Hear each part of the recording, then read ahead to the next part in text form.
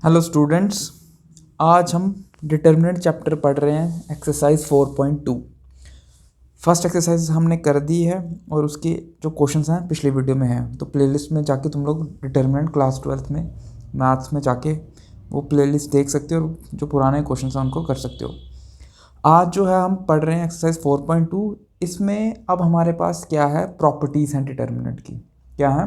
Properties हैं determinant की। कुल मिला के 5 से 6 प्रॉपर्टीज़ हैं। यहाँ मैंने 5 लिखी हैं।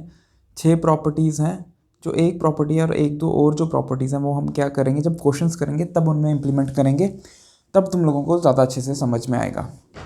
तो अभी एक एक करके पढ़ते हैं इनकी प्रॉपर्टीज़ क्या हैं, फिर उनको एक्सप्लेन करते हैं। ठीक है। पहली प्रॉपर्टी मुझे क्या कह रही है यहाँ डिटर्मिनेंट पे, कह रहा है if the rows and columns of a determinant are interchange then the value of the determinant does not change. कहने का मतलब क्या है, अपने पास हर एक प्रॉपर्टी को पढ़ते जाते हैं और साथ में समझते जाते हैं। कह रहा है कि रोज और कॉलम्स डिटर्मिनेंट के क्या कर दो, इंटरचेंज कर दो। मान लो मैंने कुछ लिया है 2 3 1 2। ठीक है, ये डिटर्मिनेंट आ गया मेरे पास 2 3 1 2। कह रहा है इसके रोज और कॉलम्स को क्या कर दो, इंटरचेंज कर दो। रो को कॉलम बना दो। अगर तो क्या होगा, अगर हम बना दें इसको 2 3 1 2, तो कह रहा है then the value of the determinant does not change. जो इसकी वैल्यू है वो चेंज नहीं होगी। मतलब इसका सॉल्व करके जो आंसर आएगा अपने पास वो वैल्यू चेंज नहीं होने वाली। जैसे मैं बोलूँ, इसको सॉल्व करते हैं, पहले चेक कर लेते हैं कि वैल्यू बदलेगी कि नहीं। मैंने इसके रोज़ को यहाँ कॉलम बना दिया, इस रो को भी यहाँ पे कॉलम बना दिया। तो वैल्यू चेक करते हैं, इसको सॉल्व करते हैं। 2 कितने था, 2 2 ज़ा 4 -3, कितना आंसर आ गया 1। यहाँ हमने इंटरचेंज किया, यहाँ पे चेक करते हैं 2 2 ज़ा 4 -3, क्या आंसर आ गया 1। तो जब हम रोज़ को क्या कर देंगे, कॉलम में कन्वर्ट कर देंगे, तो तब भी अगर डिटर्मिनेंट को सॉल्व करेंगे तो हमारे डिटर्मिनेंट की वैल्यू चेंज नहीं होती। जो आंसर है वैसा ही रहने वाला है। ये तो आपकी प्रॉपर्टी फर्स्ट। अब चलते हैं प्रॉपर्टी सेकंड पे। सेकंड प्रॉपर्टी क्या बोलती है, मुझे कहता है if any two rows of a determinant are interchange. पहले हमने रो को कॉलम में कन्वर्ट किया है। अब ये अगली प्रॉपर्टी बोलती है कि अगर दो रोज की डिटर्मिनेंट को इंटरचेंज कर दोगे आपस में, अगर दो रोज को या दो कॉलम्स को आपस में चेंज कर दोगे, तो जो साइन आएगा डिटर्मिनेंट का वो क्या हो जाएगा, चेंज हो जाएगा। कह रहा है प्रॉपर्टी सेकंड की अगर हम बात करें, प्रॉपर्टी सेकंड क्या कहती है अपने को, कहता है if any two rows or columns are of a determinant are interchange. मान लो ये डिटर्मिनेंट है 1 2 3 4। ठीक है, ये डिटर्मिनेंट है और इसकी कह रहा है दोनों रोज़ को आपस में इंटरचेंज कर दो। तो रोज़ को इंटरचेंज कर देते हैं, इसको ऊपर इसको नीचे। ये आ गया 3 4 और ये आ गया 1 2। ठीक है, ये हमने इंटरचेंज कर दिया। तो जब इंटरचेंज करेंगे तो कह रहा है जो साइन है वो चेंज हो जाएगा, जो आंसर आएगा उसमें नेगेटिव आएगा आपके पास। तो देख लेते हैं, मतलब हमने जैसे चेंज किया तो साइन में नेगेटिव आ जाएगा। इसको ऐसे ना मान के हम, चलो ऐसे करते हैं, एक सेकेंड, 3 4 1 2, इसको पहले ले लेते हैं। ठीक है, इसको डी ये ले लेते हैं और यहाँ पे इसको सॉल्व करेंगे D1 को 1 2 3 4 करके। ठीक है, इसको मान लो। वैसे भी आ सकता है, ऐसे भी आ सकता है, कोई फ़र्क नहीं है, सिर्फ कुछ लॉजिकली बताना, तो इसलिए मैंने इसको पहले लिख दिया, उसको बाद में। कह रहा है जब आप रोज़ या कॉलम चेंज करोगे तो साइन क्या आएगा, नेगेटिव आएगा। ये 3 4 1 2 है, तो अगर मैं इसको सॉल्व करूँ 3 2 ज़ा 6 -4, आंसर क्या आ रहा है 2। और यही अगर सॉल्व करूँ, मैंने इंटरचेंज किया यहाँ रोज़ को, तो ये कितना आएगा 4 -6 = -2। तो यहाँ पे हम लोग देख सकते हैं कि मेरे पास क्या आ रहा है, नेगेटिव का 2 आ रहा है। ठीक है, तो साइन अपने पास क्या हो गया, नेगेटिव आ गया। हम इसमें प्रॉपर्टीज़ पढ़ेंगे, उनका ओवरव्यू लेंगे 5 प्रॉपर्टीज़ का, फिर उसके बाद क्वेश्चन करना स्टार्ट कर देंगे। ठीक है, और अगर आप लोगों को ये वीडियो समझ में आ रहे हैं और अच्छे लग रहे हैं ये वीडियोस और क्वेश्चन समझ में अगर अच्छे से आ रहे हैं, तो प्लीज़ इस चैनल को लाइक शेयर और सब्सक्राइब करो। ठीक है, और अपने फ्रेंड्स के साथ भी शेयर करो इसको। नेक्स्ट क्या मेरे पास प्रॉपर्टी थर्ड प्रॉपर्टी क्या कहती है, मुझे कहती है if any two rows of a determinant are identical. अगर किसी भी डिटर्मिनेंट की दो रोज आइडेंटिकल हैं, कहने का मतलब कोई भी दो रोज या कोई भी दो कॉलम्स, मान लो जैसे एक डिटर्मिनेंट है मेरे पास 1 2 1 1 1 2 और 1 2 1, आप कुछ भी ले सकते हो अपने से। ठीक है, अभी एज ए एग्जाम्पल के तौर पे हमने ये लिया। कह रहा है अगर कोई दो रोज़ या कोई दो कॉलम्स आइडेंटिकल आ जाएं, तो मेरे पास ये दो कॉलम्स क्या आ रहे हैं, आइडेंटिकल आ रहे हैं, सेम आ रहे हैं ना ये दोनों कॉलम्स। कह रहा है अगर कोई दो रोज़ या कोई दो कॉलम सेम आ जाएं तो आपने कुछ नहीं करना, उस डिटर्मिनेंट का आंसर अपने पास क्या होता है, ज़ीरो होता है। कितना होता है उसका आंसर, ज़ीरो होता है। तो हम कहते हैं भाई हम नहीं मानते, चलो हम सॉल्व करके देखते हैं क्या आंसर ज़ीरो आ सकता है या नहीं। तो करते हैं सॉल्व। हम 1 को लेंगे बाहर, तो डिटर्मिनेंट को सॉल्व कैसे करते हैं, पीछे मैंने वीडियोज़ में बताया, इन दोनों को छुपा देंगे, इसका करस्पॉन्डिंग रो और कॉलम, पीछे कितना बचा 1 2 2 1 -1, ये आ गया 2 2 1 1 2 2 1 1, और फिर आगे नेक्स्ट क्या अपने पास +1, ये और ये 2 1 1 2। क्लियर है ये चीज़। तो ये आ गया 1, ये आ गया 1 -4 -1 2 -2 +1 4 -1, तो ये कितना आ गया मेरे पास -3, -1 to 0 किया तो 0 ही आएगा वो, और +4 में से 1 गया तो 3। तो यहाँ हम देख सकते हैं -3 + 3 आपस में कैंसिल हो जाएगा, तो आंसर कितना आ रहा है मेरे पास 0। तो यहाँ पे हमारी डिटर्मिनेंट की थर्ड प्रॉपर्टी जो क्या कहती है, if any two rows of a determinant are identical then the value of the determinant is 0। Clear है ये चीज़, ठीक। अब चलते हैं हम प्रॉपर्टी फोर्थ पे। प्रॉपर्टी फोर्थ क्या कहती है अपने को, प्रॉपर्टी फोर्थ कहती है if each element of row is multiplied by non zero number K then the value of the determinant is multiplied by K. इसको यहीं समझ लेते हैं। कह रहा है अगर हम मल्टीप्लाई कर दें किसी भी डिटर्मिनेंट में, जैसे मान लो मेरे पास कोई डिटर्मिनेंट है 1 2 3 4, ठीक है। कह रहा है इसको अगर आप क्या कर दें, इसको किसी नॉन ज़ीरो नंबर से मल्टीप्लाई कर दें, किसी भी रो या किसी भी पर्टिकुलर कॉलम को। जब हम डिटर्मिनेंट में मल्टीप्लाई करते हैं ना, तो हम किसी एक कॉलम को चुनते हैं, किसी एक रो को। जबकि हम मैट्रिसेस में जब मल्टीप्लाई करते थे 1 2 3 4, तो अगर मुझे से इसको 2 से मल्टीप्लाई करना होता था तो आंसर क्या आता था, ये सबसे मल्टीप्लाई होता था। 2 2 2 4, 2 3 6, 2 4 8, ये ऐसे मल्टीप्लाई होता है। बट डिटर्मिनेंट के केस में आप किसी भी नॉन ज़ीरो एलिमेंट को क्या कर सकते हो, एक बार में या तो किसी रो के साथ या किसी कॉलम के साथ कर सकते हो, किसी एक रो या किसी एक कॉलम के साथ। तो ये प्रॉपर्टी कह रही है कि अगर आपने इसको क्या कर दिया, इसको 2 से मल्टीप्लाई कर दिया, ठीक है। अगर इसको क्या कर दिया, 2 से मल्टीप्लाई कर दिया, जैसे ये मेरे पास एक डिटर्मिनेंट है 1 2 3 4, एक तो ये आ गया, ठीक है। समझते हैं अभी। और क्या बोल रहे हैं, इसको आप किससे कर दो, 2 से मल्टीप्लाई कर दो, तो ये अपने पास कितना आएगा, 2 अगर अंदर जाएगा, हम मान के चलते हैं हम फर्स्ट रो से मल्टीप्लाई कर रहे हैं, तो 2 1 ज़ा 2 2 ज़ा 4, 3 और 4 एज इट इज़ रहेगा, इसके साथ मल्टीप्लाई नहीं होगा, सिर्फ और सिर्फ रो के साथ मल्टीप्लाई होगा।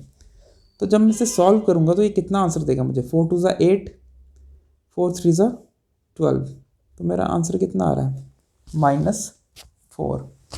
कितना आ रहा है -4। तो ये कह रहा है कि अगर आपने किसी नॉन ज़ीरो एलिमेंट से इसको मल्टीप्लाई किया है तो जो भी आपका आंसर आएगा वो सेम आएगा, अगर आप इस पूरे डिटर्मिनेंट को पहले सॉल्व करो और बाद में उसी नॉन ज़ीरो एलिमेंट से मल्टीप्लाई कर दो। यहाँ तो पहले हमने नॉन ज़ीरो एलिमेंट को मल्टीप्लाई किया किसी एक पर्टिकुलर रो या कॉलम से, फिर उसको सॉल्व किया, तो जो आंसर आया वो कह रहा है किसके इक्वल होगा, ध्यान से सुनना। जब आप सिर्फ डिटर्मिनेंट को अकेले को पहले सॉल्व करोगे इंडिविजुअली, फिर उसको जो है उसी नॉन ज़ीरो एलिमेंट से मल्टीप्लाई करोगे। तो पहले या तो मल्टीप्लाई कर लो फिर आंसर निकालो, या पहले आंसर निकालो फिर जो आंसर आया उसको इसके साथ मल्टीप्लाई कर लो। तो इसको करते हैं, देखते हैं कितना आएगा, 4 -6, तो ये कितना आ गया अपने पास 2 × -2, तो ये कितना आ गया -4। क्लियर हुई चीज़, ठीक है। अब बढ़ते हैं अपनी प्रॉपर्टी फिफ्थ पे, प्रॉपर्टी नंबर 5। ये प्रॉपर्टी मैं एक बार रीड कर देता हूँ तुम लोगों के लिए, और फिर इसको एक्सप्लेन करते हैं कि कहानी क्या है इसमें।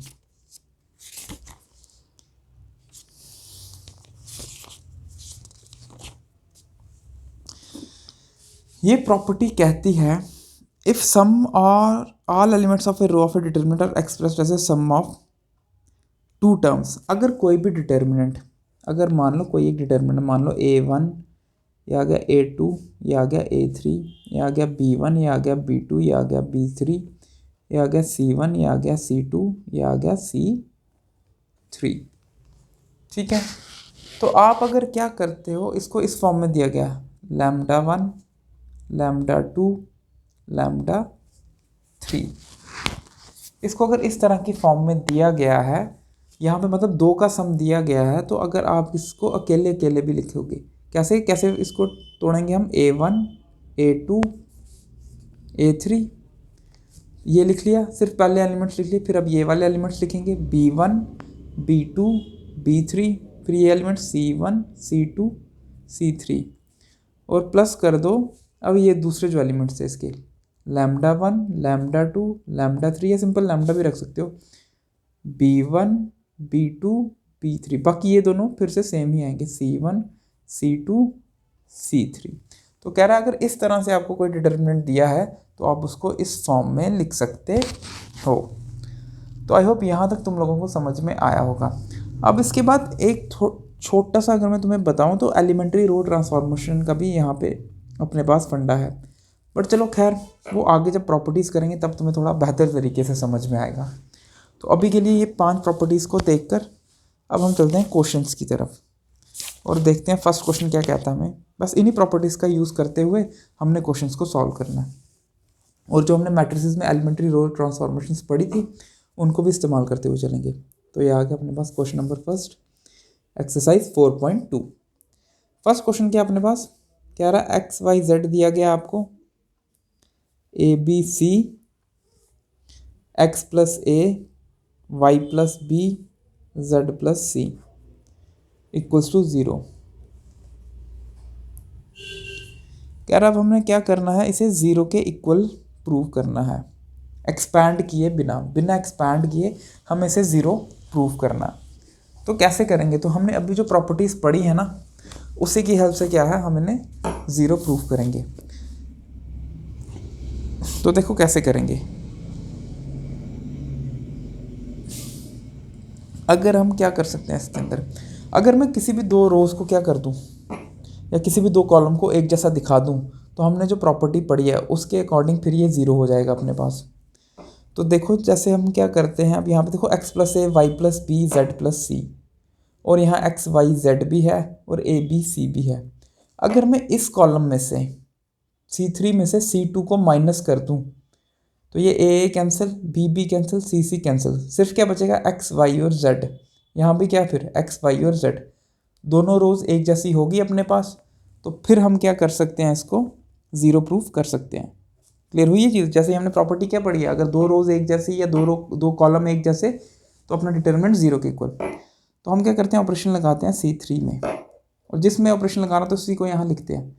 तो C3 माइनस C2 करेंगे, तो कर लेते हैं, यहाँ कितना आएगा x y z a b c, तो x plus a minus C2 कितना a, अगला कितना y प्लस b माइनस कितना b, z plus c minus कितना c। तो ये कितना आएगा अपने पास, यहाँ ये आ गया x y z, ये आ गया a b c, ये कैंसिल हो जाएगा तो ये कितना बनेगा x y z। तो यहाँ से अपने पास क्या आ गया, दोनों कॉलम्स अपने पास सेम आ गए। तो हम क्या कर सकते हैं, फिर इसको हम 0 के इक्वल लिख सकते हैं। क्लियर हुई ये चीज़। तो हम यहाँ पे कौन सी प्रॉपर्टी का यूज़ करेंगे, प्रॉपर्टी थर्ड, कि अगर 2 रो या 2 कॉलम आपस में सेम हो जाते हैं या आइडेंटिकल हो जाते हैं तो उस डिटरमिनेंट की वैल्यू क्या हो जाती है, अपने पास 0 हो जाती है। क्लियर है ये चीज़, ठीक है। अब चलते हैं नेक्स्ट क्वेश्चन पे।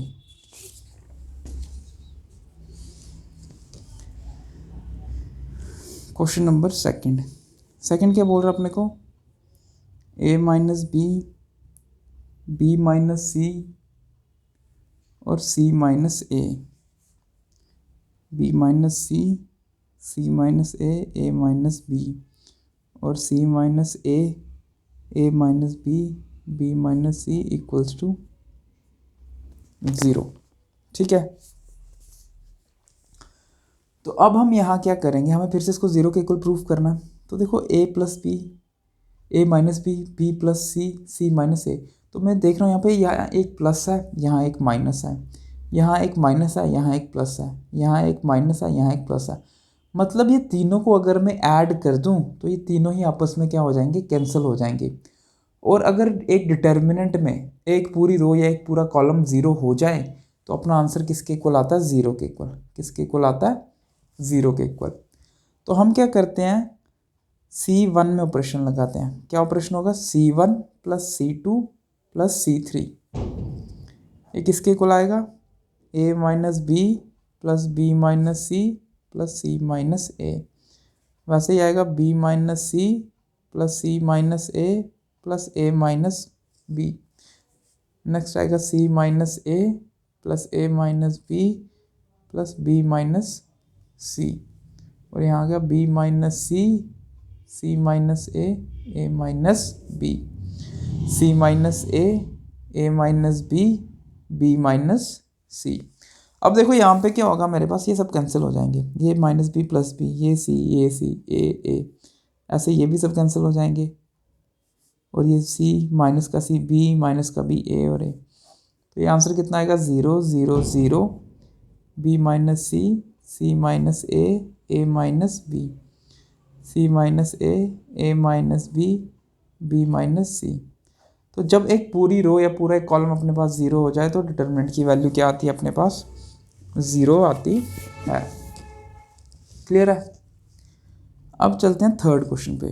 थर्ड क्वेश्चन क्या कह रहा है अपने को, कह रहा है 2 3 5 7 8 9 65 75 86 इक्वल्स टू 0। इससे किसके इक्वल प्रूव करो, ज़ीरो के इक्वल प्रूव करो। तो मेरी फिर से कोशिश क्या है कि मैं क्या कर दूं, किन्हीं दो रोज़ को या किन्हीं दो कॉलम्स को आपस में इक्वल प्रूव कर दूं, किन्हीं दो रोज़ को या किन्हीं दो कॉलम्स को आइडेंटिकल बना दूं। अगर वैसा हो जाएगा तो अपना डिटरमिनेंट खुद ब खुद ज़ीरो आएगा। देखो ये 7 8 9 है, ये 2 3 5 है, ये 65 है। अगर मैं 9 7 सा करूँ 63 और -2 कर दूँ तो कितना आएगा अपने पास, क्या यही वैल्यू आएगी अपने पास कि नहीं, 9 7 सा 63 आ जाएगा कि नहीं। और अगर इसमें से माइनस कर दूँ तो 2 आएगा कि नहीं आएगा। ऑपरेशन लगाते हैं किसमें, C3 में लगाते हैं, C3 माइनस 9 टाइम्स C2। थोड़ा सा प्रैक्टिस करोगे तो फिर ये दिमाग में रहने लगेंगे क्वेश्चंस कि कैसे कैसे हमने करना है। 2 3 5 क्वेश्चन को एनालाइज करना अच्छे से, फिर अपने आप होने लगेगा। 7 8 9, अब 65 माइनस 9 टाइम्स C2 कितना, 7, यही है अपने पास। फिर 75 माइनस 9 टाइम्स C2 कितना, 8। फिर 86 माइनस 9 टाइम्स C2 कितना, 9। देखते हैं अपने पास क्या आंसर आता है, यहीं लिख लेते हैं। 2 3 5 7 8 9 और 65, 9 7 सा 63, तो आंसर कितना, 2। 75 माइनस 9 8 सा 72, 75 माइनस 72, आंसर कितना, 3। 86 माइनस 9 सा 81, तो आंसर कितना, 5। तो 2 3 5 2 3 5, तो दोनों रोज दोनों कॉलम्स आपस में क्या आ रहे हैं, ये इक्वल आ रहे हैं। तो अपने पास डिटर्मिनेंट की वैल्यू कितनी होगी, ज़ीरो होगी। Since two columns are identical therefore the value of determinant is 0। ठीक है, नेक्स्ट चलते हैं फोर्थ क्वेश्चन पे।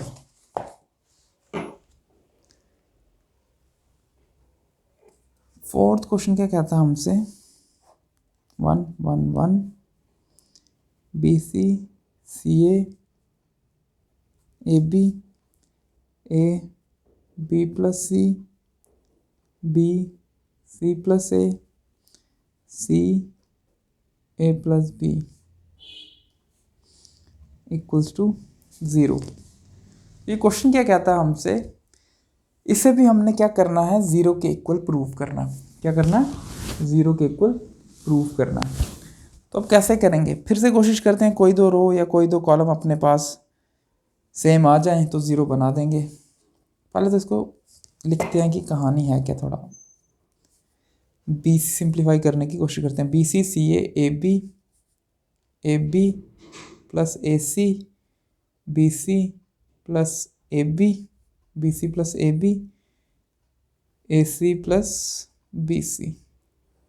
ठीक है, इतना हो गया। नेक्स्ट क्या करते हैं हम, अब देखो ये ए बी है, ये ए सी है, ये बी सी है, तो A B plus B C plus A C. यहाँ पर अगर देखूँ A B plus B C plus A C, यहाँ पे भी A B plus B C plus A C. तो अगर मैं इनको आपस में ऐड कर दूँ तो ये तीनों जो कॉलम आएंगे वो सेम हो जाएंगे अपने पास। ये आ गया 1 1 1, ये आ गया बी सी, ये आ गया सी ए, ये आ गया ए बी। ये कितना, अगर मैं ऐड कर दूँ यहाँ पे क्या बोलते हैं इसको, क्या ऑपरेशन लगाएंगे, C3 प्लस C2, तो A B plus A C plus B C. Next क्या आएगा, A B plus A C plus B C, और A B plus A C plus B C. ठीक, अब A B plus A C plus B C हम क्या कर लेते हैं, कॉमन लेते हैं। Taking A B plus B C plus C A common, हम एक रो या एक कॉलम से कॉमन ले सकते हैं। जैसे हम मल्टीप्लाई भी एक रो या एक ही कॉलम में कर सकते हैं ना, तो कॉमन भी एक ही रो या एक ही कॉलम से कर सकते हैं, ले सकते हैं। Taking A B plus B C plus C A common from column 3, तो ये कितना आ जाएगा, A B plus A C plus B C, पीछे कितना बचेगा 1 1 1, B C C A B, और यहाँ पे कितना आ जाएगा 1 1 1। तो दो कॉलम अपने पास क्या आ गए, सेम आ गए, तो ये 0, और अगर इसी 0 को मल्टीप्लाई कर देंगे A B plus A C plus B C, तो आंसर अपना किसके इक्वल आएगा, 0 के। तो हेंस प्रूव्ड। ठीक है, अब करते हैं इस वीडियो का लास्ट क्वेश्चन 5th, फिर नेक्स्ट जो क्वेश्चन है वो अगली वीडियो में करेंगे। क्वेश्चन क्या दिया गया, B plus C, C plus A plus B, Q plus R, R plus P, P plus Q. Next आ गया Y plus Z, Z plus X, X plus Y equals to P Q R, अगला गया x Y Z. तो मुझे इसको किसके equal prove करना है, इस डिटर्मिनेंट के इक्वल प्रूव करना है। तो अब हम ये कैसे करेंगे, कैसे इसको इसके इक्वल लाएंगे, सोचो ज़रा, थोड़ा सा लंबा क्वेश्चन है ये, देखें दिमाग लगाएं कैसे करेंगे। B plus C, C plus A plus B, Q plus R, R plus P,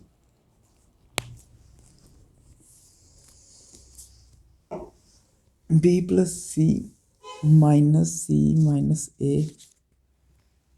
minus B. अगर ये हम करने की कोशिश करें एक बार तो यहाँ कितना बचेगा मेरे पास,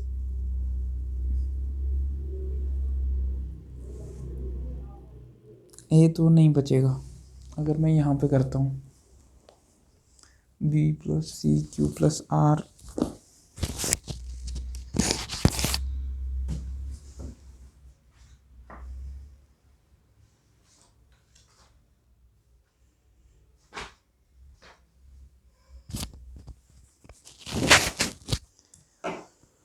हाँ वही करते हैं, और कोई तो दिख नहीं रहा तरीका इसको करने का। रो 1 में ऑपरेशन लगाते हैं, क्या आएगा, R1 plus R2 plus R3। एक दो तरीके और तो हैं, बट उससे थोड़ा सा ये लेंथी हो जाएगा, तो हमें लेंथी नहीं करना, जितना सिंपल हो सके उतना सिंपल तरीके से करेंगे इसको। तो देखते हैं, रो 1 में ऑपरेशन लगाएंगे, कितना आएगा, B plus C plus A plus B, ये आ गया। नेक्स्ट यहाँ करेंगे Q plus R plus P plus Q. Next करेंगे Y plus Z plus X plus Y. नीचे same C plus A plus B, R plus P, P plus Q, और यहाँ Z plus X, X plus Y. अब देखो ये सारे to two times हैं, ये बी ये बी ये बी, तो यहाँ सीधा लिख दूँ 2 times A plus B plus C, और यहाँ भी 2 times P plus Q plus R, और यहाँ 2 times X plus Y plus Z. तो ये आ गया C plus A plus B, ये आ गया R plus B, P plus Q, ये आ गया Z plus X, X plus Y.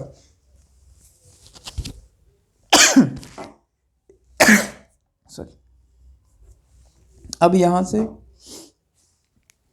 हम कर सकते हैं कुछ और, 2 कॉमन है इस रो के अंदर, 2 कॉमन है, 2 को बाहर निकाल देते हैं।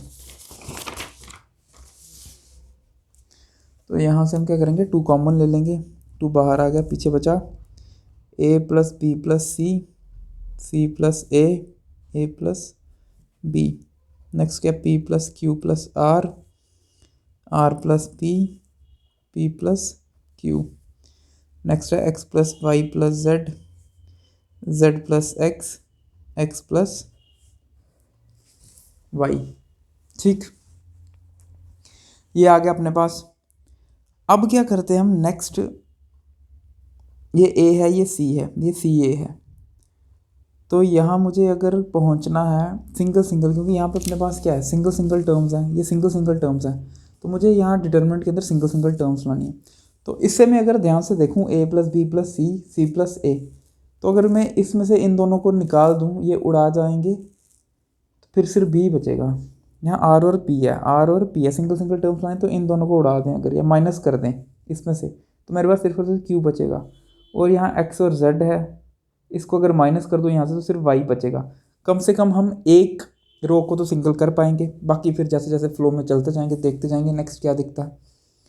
ठीक है, तो अब ऑपरेशन लगाते हैं R1 में। क्या होगा ऑपरेशन, R1 माइनस R2। तो यहाँ देख लेते हैं ए प्लस बी, अगर इसको सब्ट्रैक्ट कर देंगे तो सीधा कर देते हैं, ए और सी चला जाएगा, पीछे कितना आएगा बी। पी और आर में से आर प्लस पी सब्ट्रैक्ट करेंगे, पीछे बचेगा क्यू। और एक्स वाई और जेड में से जेड एक्स हटा देंगे, पीछे बचेगा वाई। नेक्स्ट क्या आएगा, C plus A plus B. अगला क्या आएगा, R plus P plus Q. यहाँ कितना आएगा, Z plus X plus Y. ठीक है, ये आ गया अपने पास B Q Y, C plus A, R plus P, Z plus X, A plus B, P plus Q, X plus Y. अब नेक्स्ट क्या करें हम, नेक्स्ट हम अगर A plus B, P plus Q, X plus Y, और यहाँ देखो B Q Y, ए plus B है, यहाँ बी है, पी प्लस क्यू, यहाँ क्यू है, एक्स प्लस वाई, यहाँ वाई है। तो मतलब इसमें से अगर इसको हटाना शुरू किया, तो यहाँ भी अपने पास एक सिंगल सिंगल ही टर्म बचेगी। तो ठीक है, बहुत अच्छे, कर लेते हैं यहाँ भी। तो इसको ऐसे कर लेते हैं ताकि अपने पास जगह बच जाए। तो करेंगे क्या, R3 में ऑपरेशन लगाएंगे, R3 माइनस R1, तो 2 यहीं बाहर, A plus B minus B, पहले बाकी लिख लेते हैं, B Q Y, C plus A, R plus P, Z plus X. नीचे कितना, A plus B minus B, तो A plus B minus B करेंगे तो आंसर कितना आएगा, A. P plus Q minus Q, Q Q cancel, पीछे कितना P. और X plus Y minus Y, तो पीछे कितना एक्स। ये आ गया अपने पास। अब देखो ये दो तो हो गया, अब बचा ये। अब इसको किसी तरह से हमने सिंगल टर्म लाना, तो ये बिल्कुल सामने ही दिख रहा है, ए है, यहाँ भी ए है, पी है, यहाँ भी पी है, एक्स है, यहाँ भी क्या एक्स है। तो R2 में से R3 हटाया, तो यहाँ भी सिंगल टर्म हो जाएगी अपने पास। तो क्या ऑपरेशन लगाएंगे, R2 में लगाएंगे R2 माइनस R3। ठीक है, देखो कितना आएगा, 2BQY, R2 minus R3, C plus A minus A C, R plus P minus P R, Z plus X minus X Z, और यहाँ कितना ए पी एक्स, कितना आ गया ए पी एक्स। क्लियर है इतनी चीज़। अब आगे बढ़ते हैं, प्रूफ क्या करना है। देखो ये तीनों सिंगल तो आ गए, अब प्रूफ क्या करना। प्रूफ करने के लिए मुझे क्या बोला गया यहाँ पे,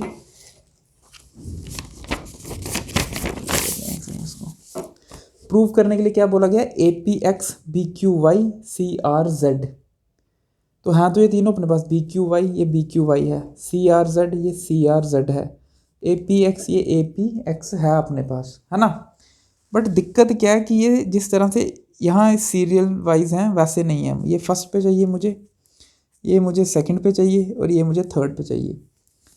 तो कोई दिक्कत नहीं, हम क्या करते हैं, रोज़ को इंटरचेंज करने का काम करेंगे। क्या करेंगे, रोज़ को इंटरचेंज करेंगे। और हमने क्या पढ़ी है प्रॉपर्टी, जब रोज़ इंटरचेंज होती हैं, कोई दो रोज़ या कोई दो कॉलम आपस में इंटरचेंज होते हैं तो साइन आता है नेगेटिव का। तो सबसे पहले और इंटरचेंज करने के लिए ये अपने पास साइन है, R3 को R1 से इंटरचेंज कर दो। तो जैसे ही इंटरचेंज कर लगाया तो पहले तो नेगेटिव बाहर लिख देना हमने चुपचाप। अब ये ऊपर जाएगा, ये नीचे आएगा, तो ये आ गया ए पी एक्स, ये आ गया बी क्यू वाई, सॉरी ये यहाँ नहीं आएगा, थोड़ी जल्दबाजी में मैंने पहले ही कर दिया। ये आएगा बी क्यू वाई यहाँ, और बीच में क्या बचा अपने पास, C R Z, C R Z बचा। बट देखो मुझे सी आर जेड नीचे चाहिए और बी क्यू वाई ऊपर चाहिए, और यहाँ आ गया नेगेटिव, और यहाँ नेगेटिव भी नहीं है।